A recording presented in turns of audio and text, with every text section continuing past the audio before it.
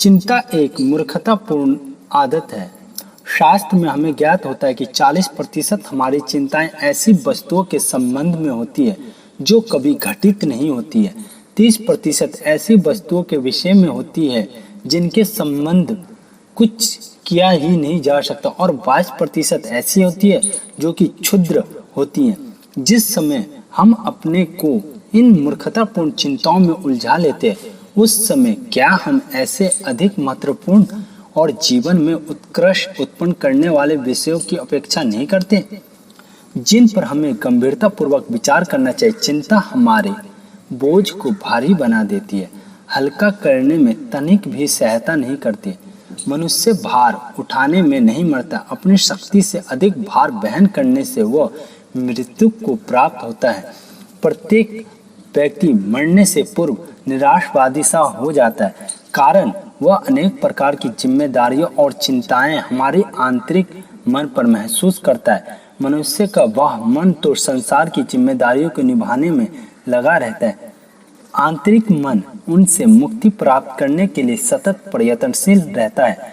जिम्मेदारियां और चिंताएं धीरे धीरे बढ़ती है। यदि आप बच्चे हैं तो आपकी जिम्मेदारी आपके माता पिता पर है। यदि आप होश संभालते हैं तो धीरे धीरे उत्तरदायित्व का भार अनुभव करते हैं। आप देखते हैं कि आपके माता पिता निर्धन हैं, अर्थात भाव का पर्वत आप पर पड़ा है, आप भी उसमें घिस रहे हैं। आप देखते हैं कि आपकी माता पिता भाई या कुटुंबी बीमार रहते हैं, आपका हृदय सहानुभूति से भर जाता है। आप उनके कष्टों को दूर करना चाहते हैं। एक नई जिम्मेदारी आप पर सवार हो जाती है। विवाह जिम्मेदारियों का पुलंदा है, यह चिंता की पहली रेखा है। वैवाहिक अभिप्राय यह है कि एक दूसरे व्यक्ति का बोझ अपने ऊपर संभालना। यह आयु पर्यंत आप पर बना रहने वाला है। यदि पत्नी मूर्ख, अशिक्षित या काल प्रिय है तो जिम्मेदारी के साथ एक नई चिंता आपके ऊपर छाई रहती है। संतान की वृद्धि, नई नई जिम्मेदारी आप पर लगती जाती है। प्रत्येक संतान आपके ऊपर असंख्य छोटी बड़ी जिम्मेदारियां लाती जाती है। आप यदि कई पुत्रियों के पिता हैं तो उनकी शिक्षा तथा वैवाहिक असंख्य चिंताएं आप पर चढ़ी रहती है।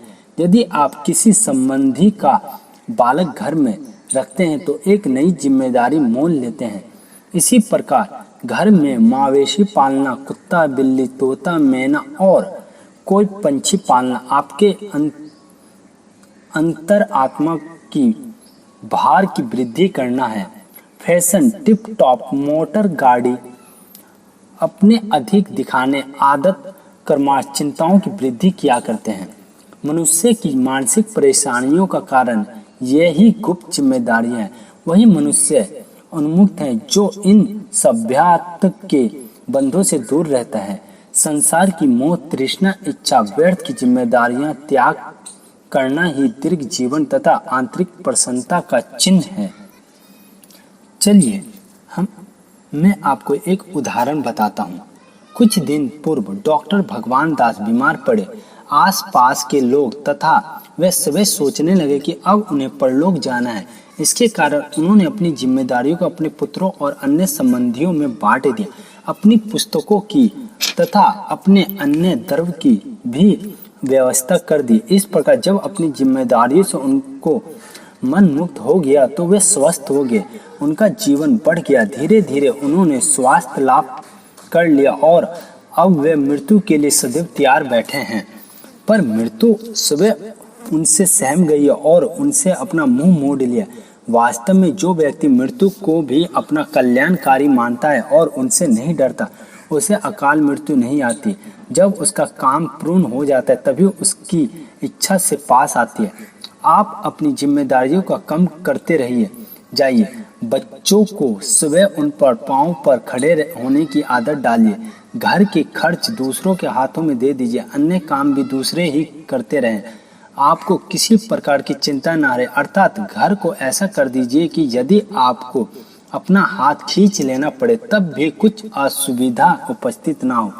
चिंताएं 3 प्रकार की होती है, शारीरिक, मानसिक और आर्थिक। इनमें आर्थिक चिंताएं बड़ी विषैली है क्योंकि इन्हीं से शरीर में जीर्ण शीर्ण हो जाता है। कर्ज किसी से ना लीजिए, अपने आय के भीतर ही आवश्यकताओं की पूर्ति करते रहिए। वृद्धावस्था के निमित्त कुछ संग्रह अवश्य कीजिए, अन्यथा बुढ़ापे के साथ चिंता मिलकर मृत्यु समीप ले आएगी। मृतक के लेन देन, सामाजिक ऊंच नीच, मिथ्या दिखावा, दूसरों को प्रसन्न करने की चेष्टा, जानवर पालना, अपनी आवश्यकताओं के बढ़ाते चलना, मुकदमेबाजी, अधिक संतान उत्पन्न करना, पुण्य विवाह करना, दूसरों के बच्चों को अपने पास रखना, जायदाद या रुपए इकट्ठे करने की धुन, आंतरिक मन पर व्यर्थ का बोझ लाद कर मनुष्य की असामयिक मृत्यु का कारण ही बनती है।